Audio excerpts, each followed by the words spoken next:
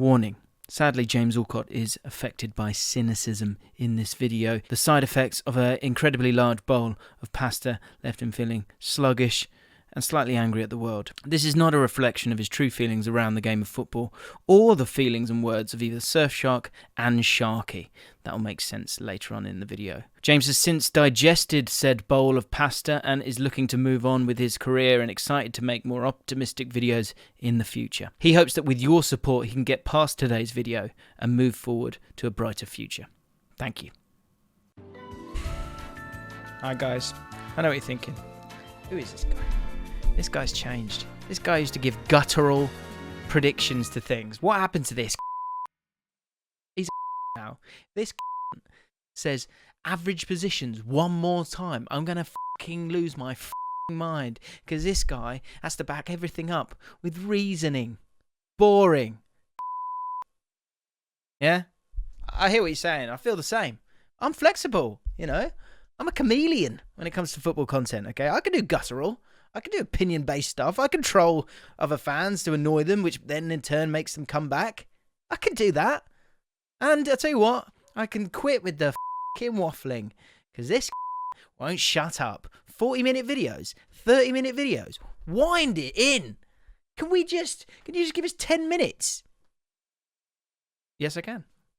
That's what I'm going to do today with my final season predictions. No messing about. No stats. It's going to be guttural. It's going to be opinionated. And I'll tell you what, I'm coming after you, all your clubs. I can be edgy. I'm ready for the hate. Let's go. Before we do go, if you could subscribe to the channel, that would honestly be fantastic. We're trying to get ourselves to 135k, which should be delightful. And hit the like button. Little like target. Yeah. Woo. Moving the mouse, clicking it. Let's go. Right, guys, feel free to clip this up, by the way, because a lot of you guys are going to get annoyed, I'd imagine. Got some strong green tea with a hint of mint. Right, Norwich City, not good enough, sadly. I mean, I'm desperate for you to be... Look, don't do that, Jim. Be mean, you can do this. Yeah, they ain't good enough, are they? They ain't spending enough money. They need to spend more money. Do you know what I mean? And whilst you're at it, Watford, you can go down as well. What was I thinking a couple of weeks ago? 13th I put them. Don't know how I even did that. I think I was hoping their defence would be good enough. It's not, is it?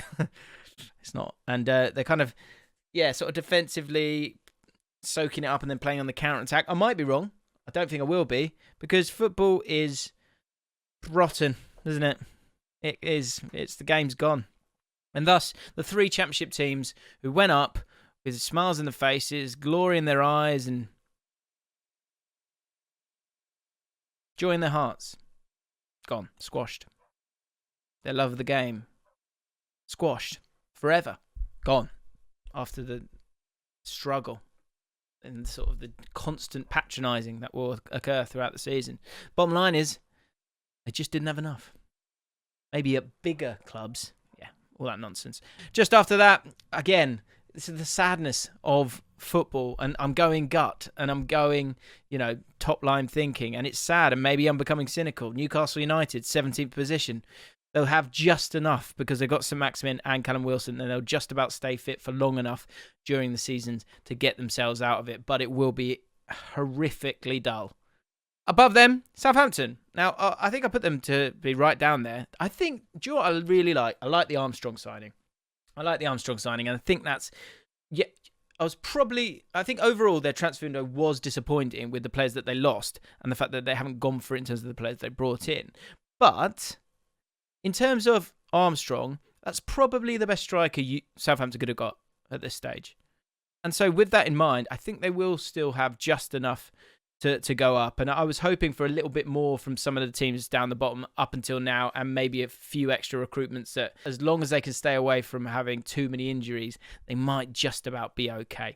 Burnley, functional, we know that, sensible, structured, professional, but they have the appetite every single season, so they've finished 15th. They'll be fine. They'll beat teams they shouldn't beat. They'll catch people off guard with their professionalism and the way that they play. Can't say more than that, really. Crystal Palace.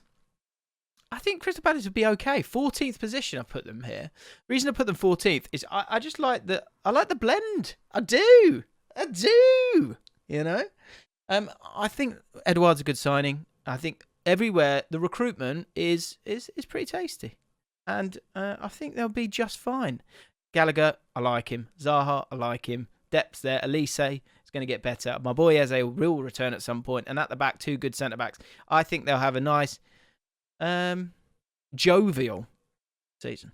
Wolves, impressed by them so far in terms of the chances that they're creating. Trincao looks like a good player. Traore is coming into the prime of his career, I think. So that's good for them. Jimenez kind of just needs to get 1 or 2, maybe 1 off his bum. That's always a good place to get it. Then he's up and running, and then he'll score some goals for the team. You've got Podence in there as well. I think actually this Wolves team, I probably underrated them a little bit. I was wondering if Bruno Lage was going to be up to the task, but they're playing quite exciting football, actually. So I think they'll be fine. 13th, I just think there's some teams that might have a few more goals in them because they're not really taking their chances at this moment in time. But an absolutely fine season for Wolves. There's no reason to get upset, okay? Hi guys, I hope you're enjoying the video so far. I certainly am. And I know Sharky's loving it, aren't you, Sharky? He's shy.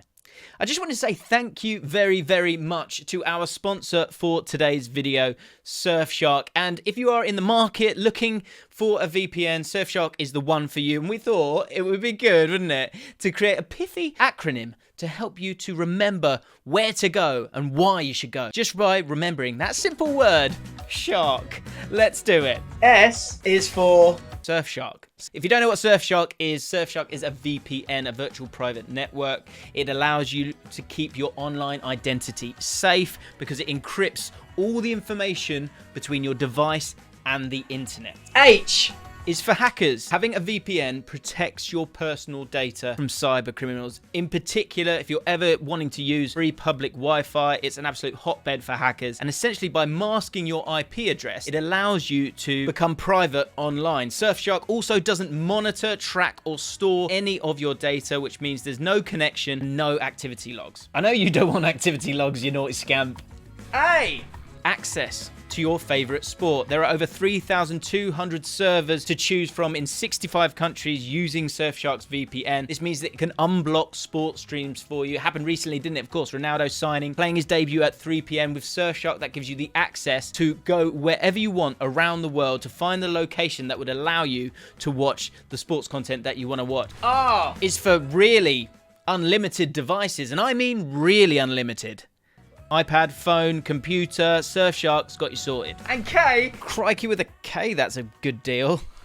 We were struggling with the last one. Sorry about that. 30-day money-back guarantee. And listen to this, 83% off if you use my code. Link is in the description. Use the code Allcott, ALLCOTT, for 83% off and 3 months extra free. Surfshark are supporting the channel. It's an amazing product. It's an amazing deal. Get yourselves involved. Me and Shark, we're loving it, aren't we? And just remember the word. Shark. That's good, isn't it? Leeds United.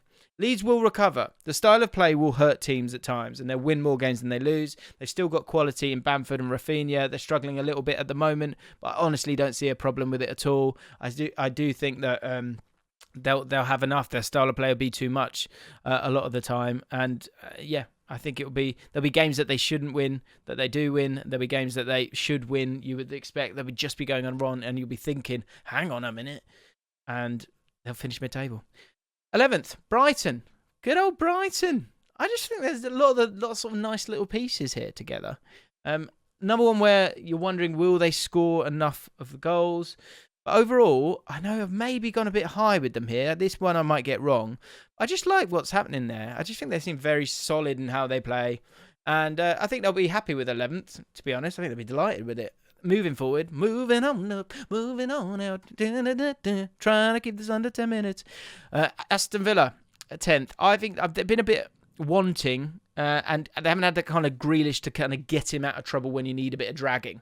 That is a problem for them. But Danny Ings and Watkins, you got some tasty goals there.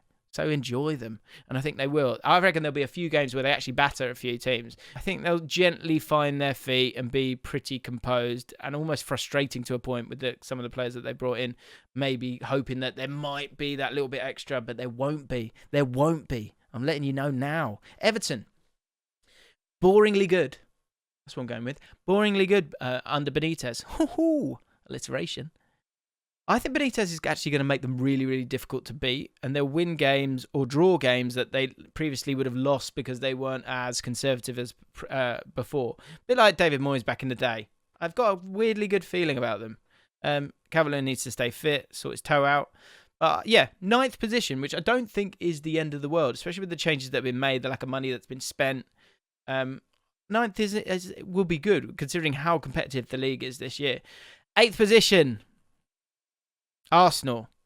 I'm going with Arsenal because the scrutiny is so much higher than others. I kind of want to say that they'll do better than 8th. They should do better than 8th with the money that they've spent, the squad that they've... Let me stop that. The money that they've spent and the fact that Arteta's got so much time, but the pressure is always so high. So high on them, and they will inevitably have moments where they crumble. And teams that have lower expectations will do better than them for the exact same reason. Speaking of which, West Ham. I'm going to put 7th. I just love what they're about. Like I said about kind of Everton and Benitez, I think you're going to get that with David Moyes and his side. And Antonio will get injured at times and that will hurt them a little bit. But they have other ways of scoring goals. They don't concede too many. And I think they're just a good team in a good place. And Ben Rama will have a very good season. Fornals is looking good as well. Do you know what I mean? Like a few of those players are going, oh, yeah. I am a good player. Congratulations. You're 7th. 6th place, Tottenham. You've got Harry Kane. You've got Son. You've got that kind of the personnel there. Yes, it's going to be a little... I don't think it's going to be as attacking as you're hoping. But I think with Harry Kane, you should be getting in the top 6, really. You know, to have him there, you got guaranteed goals there as long as you can provide the service. He needs to figure that out a bit better because actually, say, a victory against Wolves recently was actually...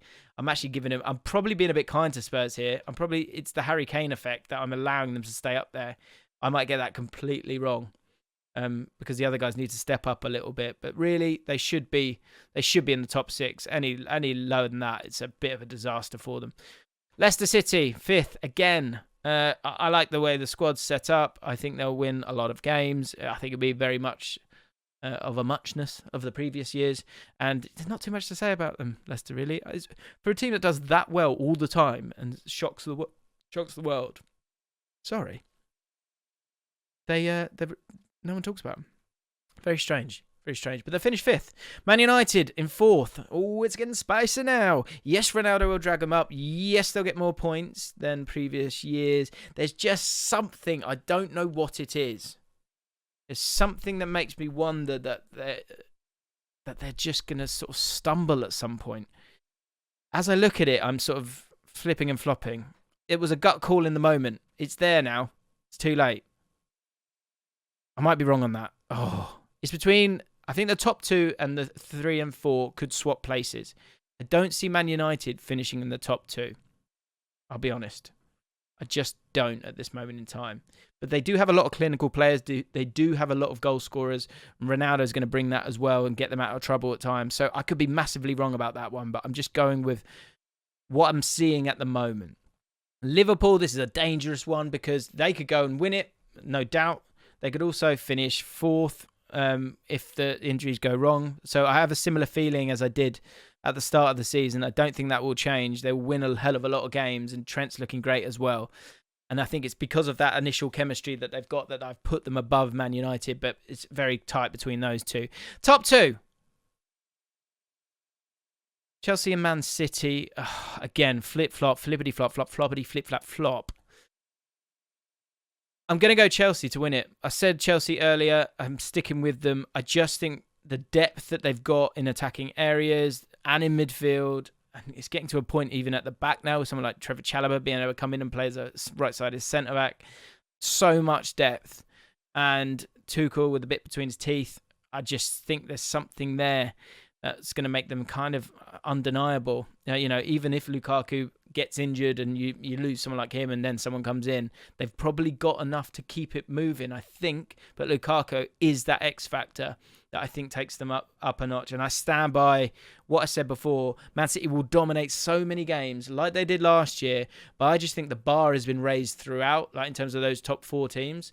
And you needed a striker. I think they did need it. I might be wrong on that one as well. It might be one where I'm just looking for a different story, but who knows? It's too late. And I haven't got time to talk about anything else because I promised I wouldn't waffle. So there you have it. That's right. I'm not a complete and utter. Those are my final season predictions. Let me know what you think. It's a bit more boring, but it's a bit safer.